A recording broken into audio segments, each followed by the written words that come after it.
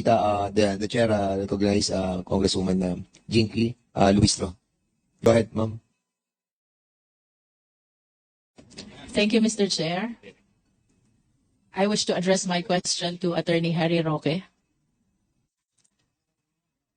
With all due respect, Attorney, Mr. Chair, this is a common knowledge that Attorney Harry Roque worked as the spokesperson for former President Rodrigo Roa Duterte. Does our resource speaker confirm this? Yes, Madam Chair. Mr. Chair. And Mr. Chair, can we please direct the resource speaker to describe ano po ba ang trabaho ng isang resource speaker ng Presidente? As spokesperson, I was addressing the Malacanang Press Corps 3 times a week. I was preparing press releases on behalf of the President, and I was answering queries from the media on behalf of the President. And will the resource speaker agree if I would say that a spokesperson position is a position of trust and confidence? Yes, Mr. Chair. And by position of trust and confidence, it means that the President is giving you his full trust and confidence in all matters that might be within or even relevant to the discharge of your function as presidential spokesperson. Does the resource speaker agree? Mr. Chairman, subject to regular consultations with the President. And for the information of the committee, by the position of trust and confidence, it means that the moment the President lost the trust and confidence to the person, he can anytime terminate this official. I confirm that, Mr. Chairman. I was appointed to a position with the rank of cabinet member. I understand as well that Attorney Roque is one of the seasoned lawyers, as a matter of fact, internationally. Can you please enlighten us on your background as a lawyer? I have been teaching international law in UP as well as in American University and National University of Singapore, total of more than 20 years already until now. And I was past president of the Asian Society of International Law. I'm also a member of the List Council of the International Criminal Court. And having earned that reputation in the legal circle, Mr. Chair, and being the presidential spokesperson as well, I would assume that if ever there will be erroneous decisions on the part of the President, Attorney Harry Roque will be calling the attention and correcting or perhaps stopping the President from pursuing such erroneous action. Will the resource speaker agree to this? I do not think I had that function. I could only speak for the President. I could not actually countermand him. I could not correct him. He is my principal. But considering, Mr. Chair, that he is a lawyer and a spokesperson as well, pagka ho ba may maling desisyon ang Presidente, will you not volunteer your legal expertise to correct the President? Unless I am asked for my opinion, Mr. Chair, I will not volunteer, Your Honor. Mr. Chair, I wish to invite the attention of Attorney Harry Roque to PD 1869. This is described as the Charter of PAGCOR. And as a matter of fact, it defines what illegal gambling is. I also wish to invite his attention to Republic Act number 9487, which extends the franchise of PAGCOR to another 25 years. Again, it defines what illegal gambling is. Ultimately, Mr. Chair, I wish to invite the attention of Attorney Roque to Executive Order number 13. And I wish to state for the record, Mr. Chair, that for the very first time, the term online gaming was mentioned in Executive Order number 13.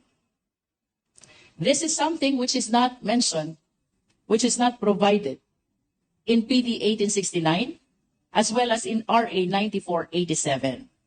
May I ask the resource speaker, when the President issued Executive Order number 13, don't you think he legislated? I am unable to make an opinion because when I was a spokesperson, legal matters such as these are directed to the Presidential Legal Counsel or to the Office of the Solicitor General or to the Legal Office of the President under the Executive Secretary. Mr. Chair, this representation wishes to solicit the opinion of a legal expert, our resource speaker, Attorney Harry Roque. I am sure that with the number of hearings he went through already, he has come across Executive Order number 13. This is the presidential issuance during the time of former President Rodrigo Roa Duterte, mentioning the term online gaming for the very first time. The term that was never mentioned in PD 1869 and even in RA 9487. I hope we can be enlightened by the legal expertise of our resource speaker. When the President issued EO number 13, providing for the term online gaming for the very first time, don't you think, Attorney Roque, that the President legislated? Again, Your Honor, I am unable to answer because that is not within my expertise. I have mentioned that my expertise is in the field of public international law, having taught and I practiced that.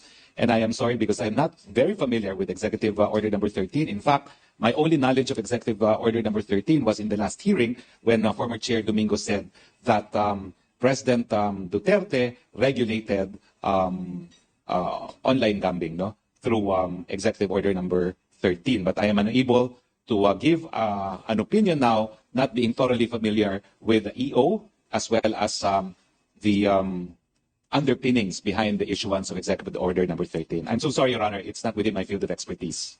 With all due respect to our resource speaker, Mr. Chair, I find it strange na sa dami po ng hearing na ina-attendan niya, both in the Senate and in the Congress, all pertaining to POGOs, he have not come across EO number 13, from which the POGOs or the online gaming started.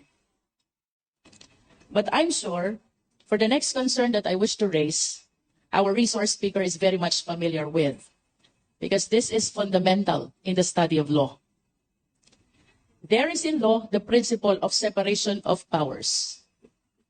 And I wish to share the case of Belgica versus Ochoa, GR number 208566, November 19, 2013, on the constitutionality of the Priority Development Assistance Fund.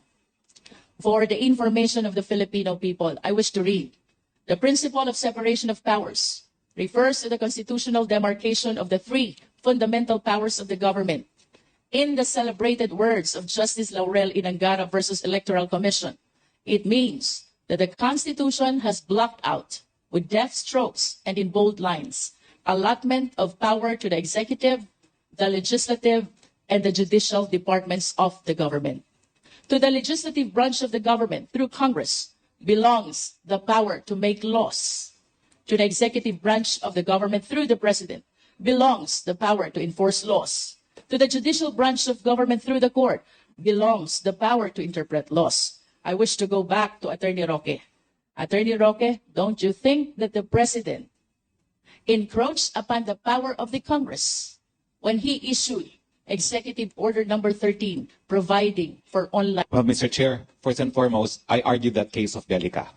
I was lawyer in the Supreme Court for Mr. Bellica, and I confirmed the principle of separation of powers. However, as I said, although it is not my expertise, I will give my opinion, my candid opinion.